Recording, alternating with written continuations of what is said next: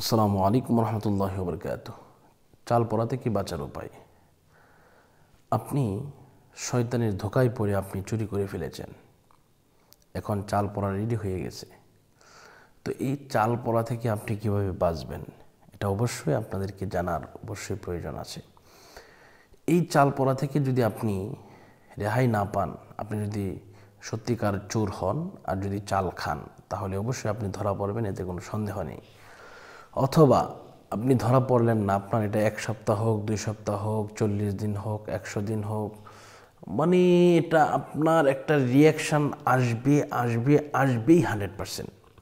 হয়তো বা সাময়িকভাবে আপনার কিছু নাও হতে পারে, কিন্তু আপনার কি হবে, এটা তো অবশ্যই হয়ে যায়, কিন্তু আপনি ধরা পড়েই যাবেন, কিন্তু এটা কোনো না কোনো দিন রিয়াকশান আসবে। তো এখন এই সমস্ত রিয়াকশান থেকে বাঁচার জন্য কি প্রয়োজন, আপনাকে কি করতে হবে? এজন্য আপনাকে যে বিষয়টা করতে হবে প্রথমে, তা হচ্ছে তৌবাতুন নাসুহা। আপনাকে তৌবা পাঠ করতে হবে। আপনাকে তৌবা করতে হবে খালেস নিয়তে, যে আল্লাহ পাক, আমি যা করেছি, ভুল করেছি, এই জীবনে আর কোনো দিন এই কাজ করব না, আমাকে ক্ষমা করে দিন, মাফ করে দিন, আমি ভুল করেছি।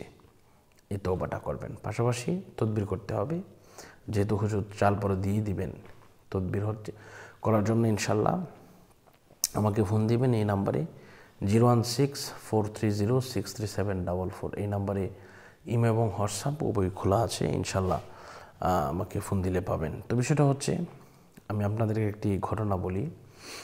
বরিশালের এক বোন, উনি অনেক স্বর্ণ অলংকার চুরি করলেন। তো করার পরে চাল পড়া খাওয়াবে, আমাকে ফোন দিলেন যে হুজুর আমাকে একটু হেফাজত করুন, আমি তো খুব খারাপ অবস্থায় আছি। তখন আমি ওনাকে বললাম যে ঠিক আছে, কোনো অসুবিধা নেই।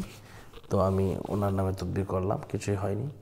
উনি বলেন যে হুজুর, আমি আপনাকে খুশি হয়ে যে কী বলবো, বলার ভাষা হারিয়ে ফেলেছি। আর আমি অবশ্যই যে মালটা আমি তার কাছ থেকে নিয়েছি, এটা আমি করে দিব, তাকে ফেরত দিয়ে দিব। তো এটা তার ব্যাপার, ফেরত দিবে কি দিবে না, এটা তার ব্যাপার। তো বিষয়টা হচ্ছে যে সাময়িকভাবে বাঁচার জন্য আপনি আল্লাহর কাছে তওবা করবেন এবং আমাকে ফোন দিলে ইনশাল্লাহ আমি তদবির করে দিলে ইনশাল্লাহ 100% আপনার কোনো কিছু হবে না, আপনি এই ভরসাটা রাখতে পারেন। তো যারা চুরি করেন, চুরি করার অভ্যাস আছে, তো এটা অবশ্যই বাদ দিবেন। কারণ ইসলাম ধর্মের মধ্যে মুসলমানরা যদি চুরি করার বিচার করে, তাহলে আপনার কোরআনের মধ্যে হাত কাটার নির্দেশ রয়েছে। আপনি যে পরিমাণে চুরি করবেন, সেই পরিমাণে আপনার অঙ্গকে কর্তন করার নির্দেশ প্রদান করা হয়েছে। এটা করেছেন কে? স্বয়ং আল্লাহ। আল্লাহ পাক আমাদের সকলকে হেফাজত করুন। আল্লাহ পাক আমাদের সকলকে সুন্দরভাবে চলার তৌফিক দান করুন। আজকের মতো এই পর্যন্ত বিদায় নিচ্ছি। আসসালামু আলাইকুম রহমতুল্লাহি ওয়া বারাকাতুহু।